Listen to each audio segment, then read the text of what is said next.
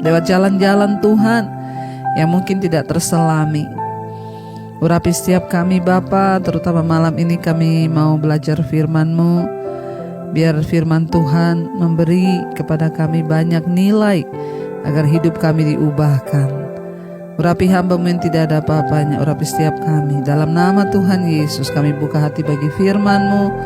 Haleluya, amin, amin, amin. Iya, baik saudara, kita akan melanjutkan pembacaan firman Tuhan malam hari ini. Dan sebelumnya saya akan bacakan kesaksian yang sudah masuk. Shalom Ibu Debbie, saya mau memberi kesaksian. Pada beberapa bulan yang lalu, saya waktu itu sedang berada di dapur. Tiba-tiba anak saya yang nomor 4 itu kira-kira berumur 6,5 tahun. Tiba-tiba dia menangis ketakutan. Karena dia sedang menonton di YouTube film kartun. Tapi entah apa yang dilihatnya sampai anak ini begitu ketakutan. Katanya dia sedang menonton monster. Anak saya begitu ketakutan sehingga dia nangis terus. Saya yang di dapur kaget dan langsung mendatangi anak saya di kamar. Anak saya menangis sangat kencang sampai badannya semua gemetar ketakutan. Anak saya berteriak-teriak. Lalu dia berteriak untuk minta diputarkan mezbah doa. Anak saya bilang, putar mezbah doa supaya Tuhan melindungi dia katanya. Karena anak saya ini selalu ikut mezbah doa, Bu. Kalau lagi saya mezbah doa, saya ajak anak-anak beramai-ramai dengan semua saudaranya yang lain. Jadi setiap kali dia teringat akan monster itu, dia selalu minta untuk diputarkan mezbah doa. Setelah itu dia menjadi tenang hatinya kalau mendengar mezbah doa, lalu dia bisa tidur kalau sudah mendengar mezbah doa. Nanti kalau tengah malam dia terbangun ketakutan lagi, dia nangis, dia minta lagi diputarkan mezbah doa Ibu. Wah, puji Tuhan ya saudara, anak kecil nih 6,5 tahun. Lalu badannya sampai terasa dingin Bu karena ketakutan terus. Saya ingat Ibu selalu mengajarkan untuk mendoakan dengan memakai minyak urapan. Dan saya gosokkan minyak urapan ke badan anak saya. Puji Tuhan, setelah dia mendengar mezbah doa yang dibawakan Ibu, dia menjadi tenang. Dan hal itu berlangsung kira-kira selama 1 minggu. Akhirnya puji Tuhan sekarang anak saya tidak pernah ketakutan lagi. Terima kasih Ibu karena puji Tuhan. Ya, Ibu benar-benar mezbah doa ini menjadi berkat bagi keluarga kami. Haleluya. Kami banyak diubahkan ya, sehingga keluarga kami menjadi semakin lebih dekat dengan Tuhan. Bahkan anak saya yang nomor 4 ini, dia bernama Edward Bu ya. Dia sangat senang dengan Ibu Debbie, puji Tuhan ya. Dia sering mau video call dengan Ibu katanya. Bahkan kalau ke Jakarta katanya dia mau mampir ke tempat Ibu. Iya, mari Edward ya. Saya tunggu nanti kalau datang ke Jakarta. Dan sebenarnya sangat banyak perubahan yang terjadi dalam kehidupan keluarga kami sejak kami mengikuti mezbah doa dan juga mezbah syukur Bu. Puji Tuhan. Sangat begitu banyak mujizat yang terjadi. Kalau untuk diceritakan mungkin sangat banyak dan panjang. Ini cuma salah satu kesaksian kami dan kami mau selalu mengikuti setiap hari mezbah doa dan mezbah syukur Bu. Karena kalau tidak mendengarkan rasanya seperti berdosa. Iya, puji Tuhan ya, jangan meninggalkan persekutuan dengan Tuhan. Kami juga mau berterima kasih, terima kasih Bu untuk pelayanan Ibu dan juga mezbah doa yang sangat membantu keluarga kami mengubahkan karakter-karakter kami lewat firman Tuhan.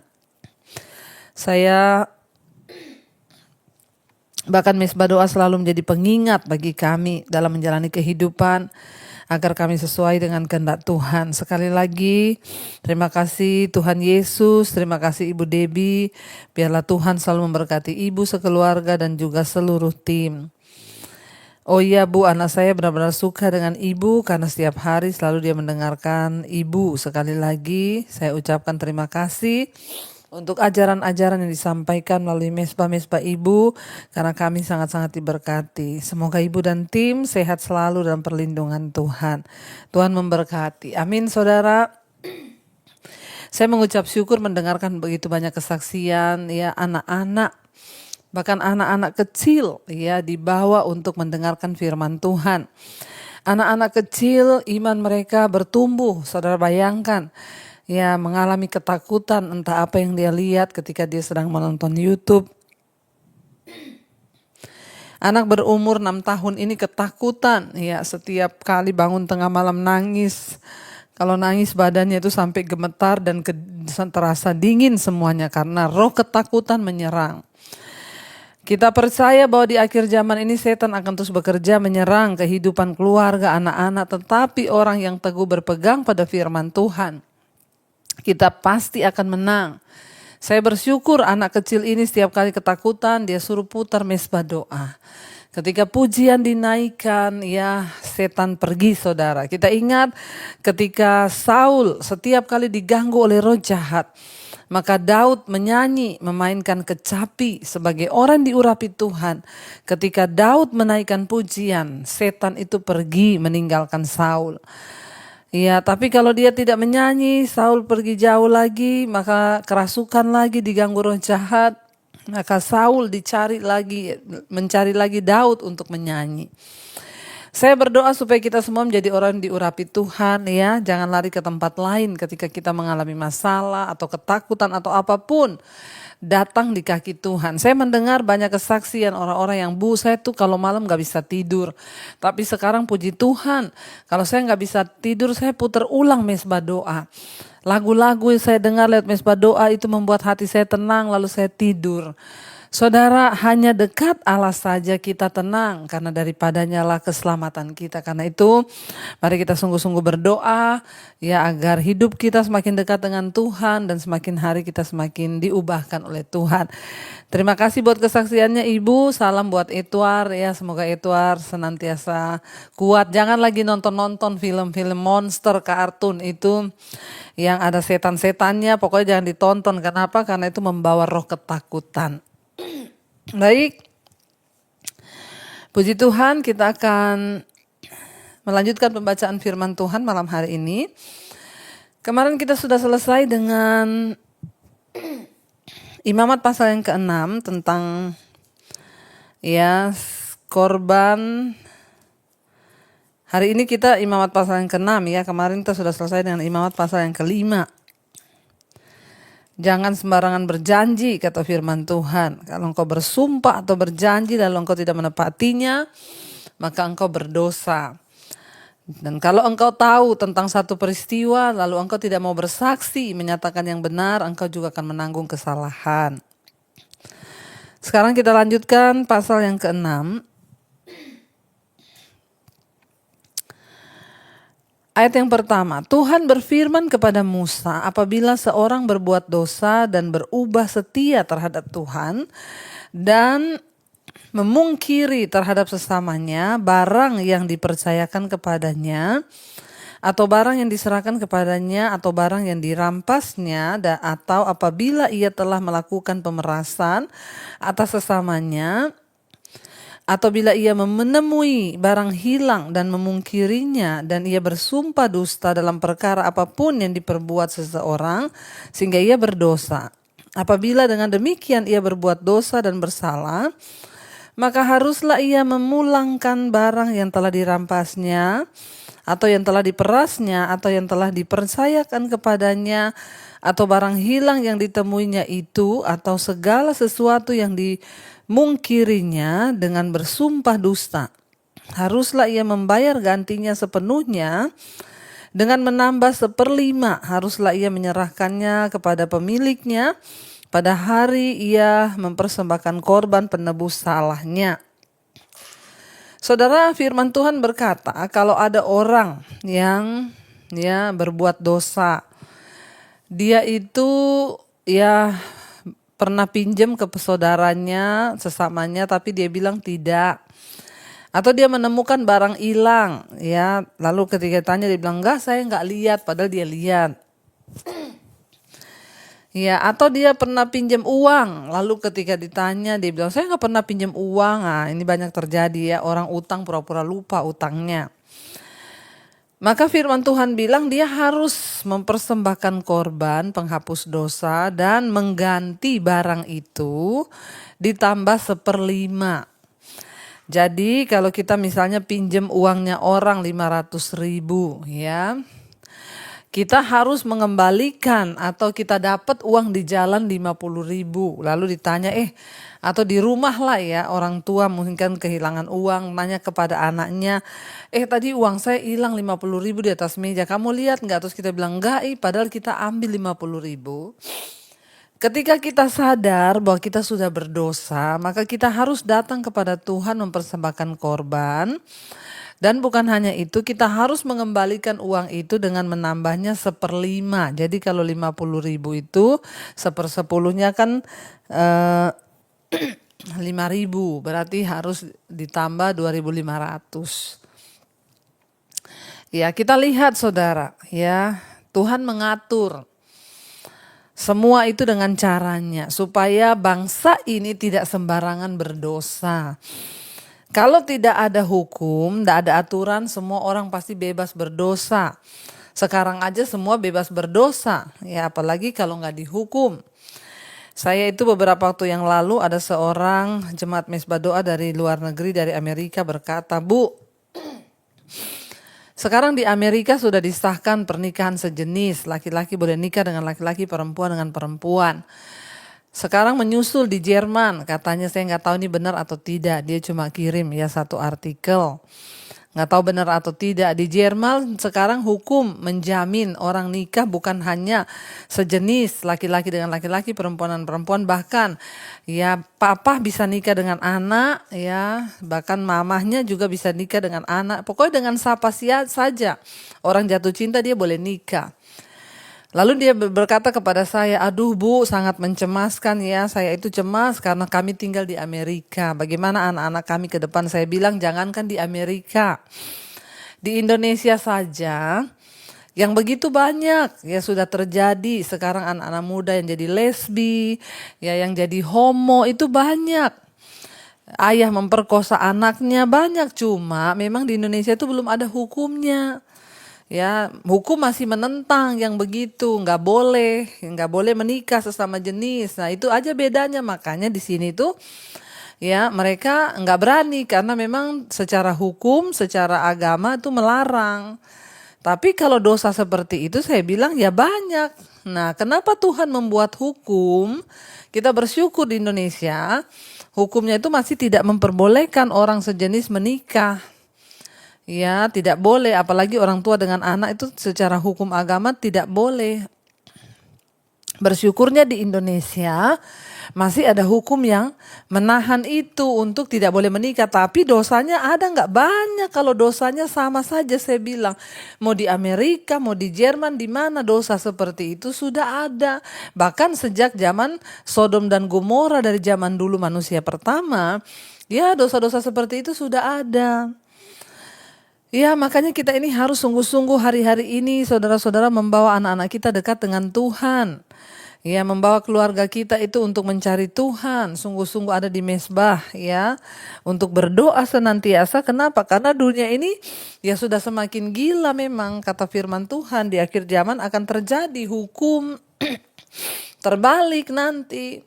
Keadaannya seperti itu. Nah, kenapa Tuhan membuat aturan-aturan ini kepada bangsa Israel? Agar mereka ini tidak sembarangan dalam bertindak. Kalau kamu nemu uangnya orang, ditanya terus kamu bilang tidak, ternyata memang kamu kedapatan atau ada saksi yang melihat bahwa itu kamu yang mencuri, ya kamu harus mengembalikan ditambah 5%, 1/5 ya, 1/5 ya, berapa itu kalau 1/5 ya, kalau 1/10 ya itu hitung sendiri lah. Tapi ya itu yang terjadi saudara. Jadi Kalau kita lihat di perjanjian lama ini aturannya itu sangat berat. Ya, kita bersyukur di perjanjian baru, ya tidak lagi kita harus mempersembahkan korban, tetapi dosanya tetap sama dosa. Ya, kita harus minta ampun, bertobat, tapi perbedaannya udah nggak pakai kambing, domba, sapi lagi. Cuma nilai dosanya, bobot dosanya tetap sama dosa. Dan kalau kita tidak bertobat, maka kita akan dihukum, saudara. Ya, dikatakan ayat yang berikutnya, ayat yang ke-6, sebagai korban penebus salahnya, haruslah ia mempersembahkan kepada Tuhan seekor domba jantan yang tidak bercela dari kambing domba yang sudah dinilai menjadi korban penebus salah. Dengan menyerahkannya kepada imam. 7, imam harus mengadakan pendamaian bagi orang itu di hadapan Tuhan, sehingga ia menerima pengampunan atas perkara apapun yang diperbuatnya sehingga ia bersalah. Jadi kita lihat di sini, saudara, imam harus mempersembahkan korban. Ya, kita tahu di sini bahwa mencuri itu ya lebih daripada sekedar mengambil suatu milik orang. Ya, menemukan sesuatu yang tidak mengembalikannya pun itu juga tidak boleh. Ya, itu sama nilainya dengan mencuri, ya, karena kita nggak mau kembalikan. Ya, apalagi kita meminjam juga itu ndak boleh, pinjam punya orang lalu nggak kembalikan tuh sama dengan mencuri. Jadi ada 3 dosa di sini.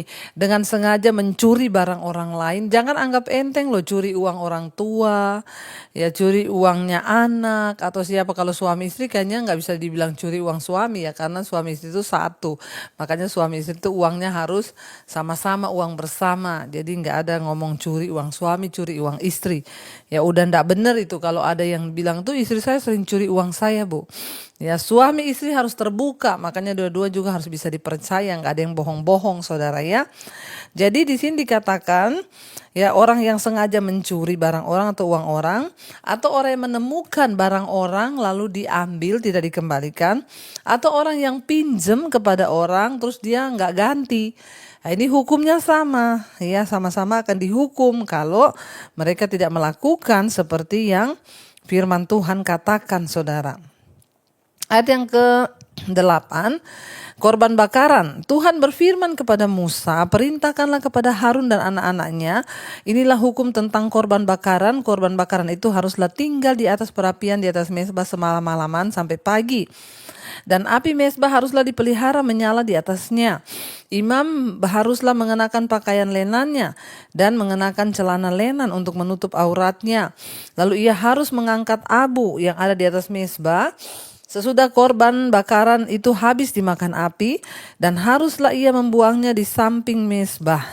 Kemudian haruslah ia menanggalkan pakaiannya dan mengenakan pakaian lain, lalu membawa abu itu keluar perkemahan di suatu tempat yang tahir.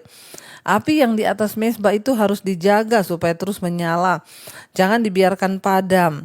Tiap-tiap pagi imam harus menaruh kayu di atas mezbah, mengatur korban bakaran di atasnya dan membakar segala lemak korban keselamatan di sana.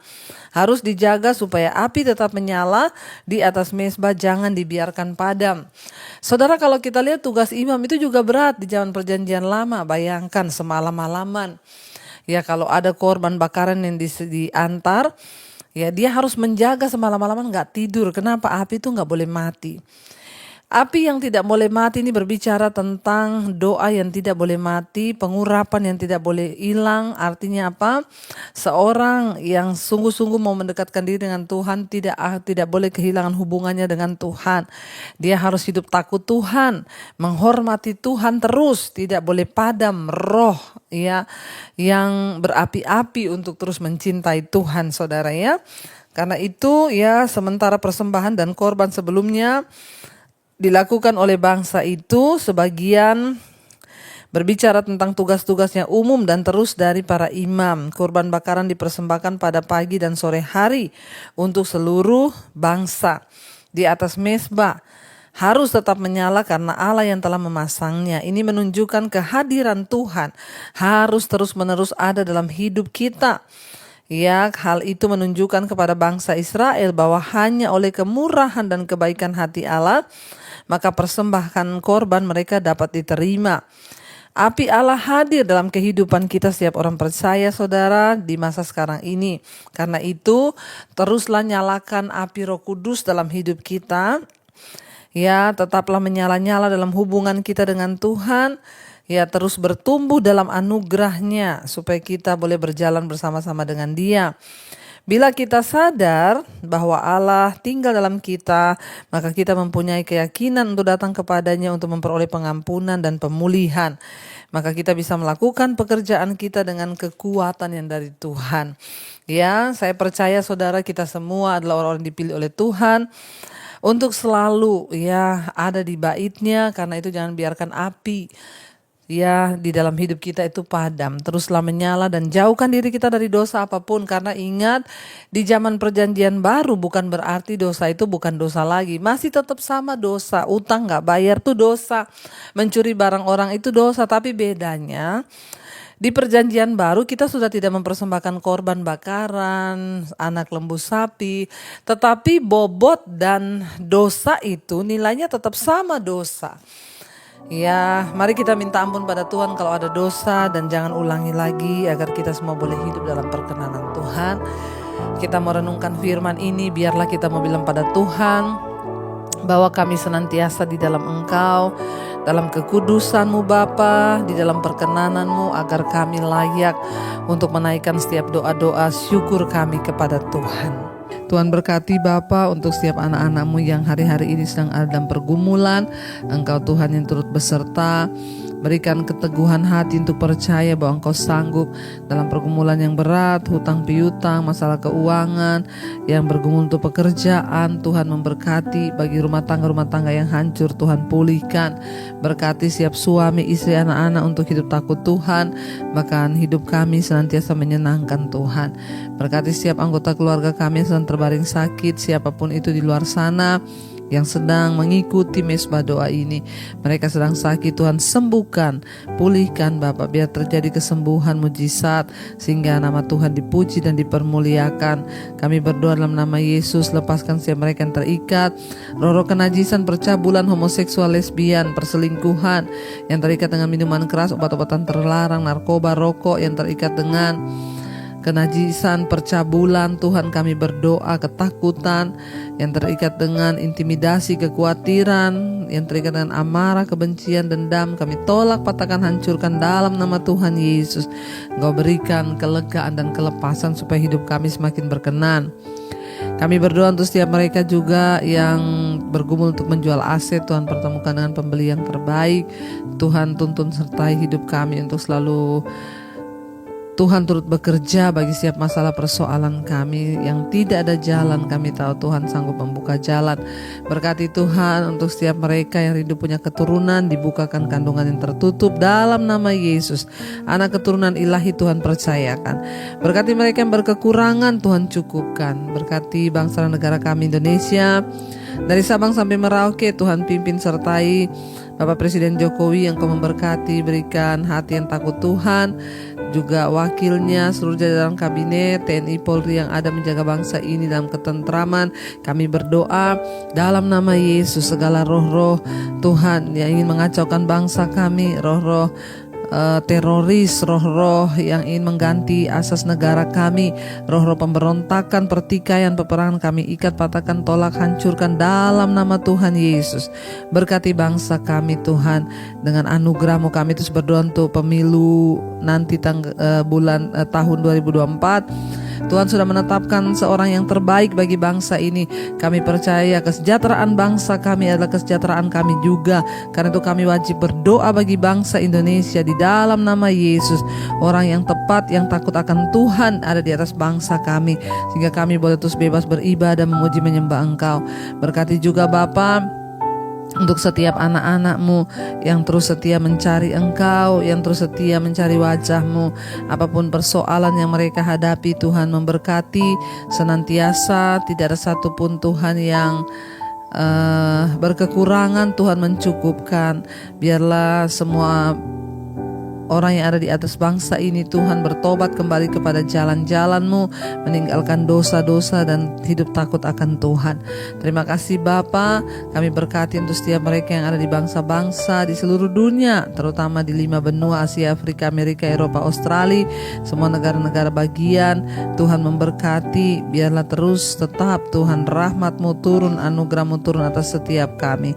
Terima kasih Bapa untuk setiap anugerah yang terbaik. Mari buka hati dan tangan-Mu saudara untuk menerima berkat Tuhan. Turunlah kiranya berkat, rahmat, anugerah dalam nama Bapa, cinta kasih dalam nama Tuhan Yesus Kristus, penyertaan Allah Roh Kudus yang akan terus menyertai hidup saudara mulai hari ini bahkan sampai kali yang kedua. Tuhan Yesus datang menjemput kita, nama kita tercatat dalam kitab kehidupan. Dalam nama Tuhan Yesus yang percaya diberkati Tuhan, katakan bersama amin, amin.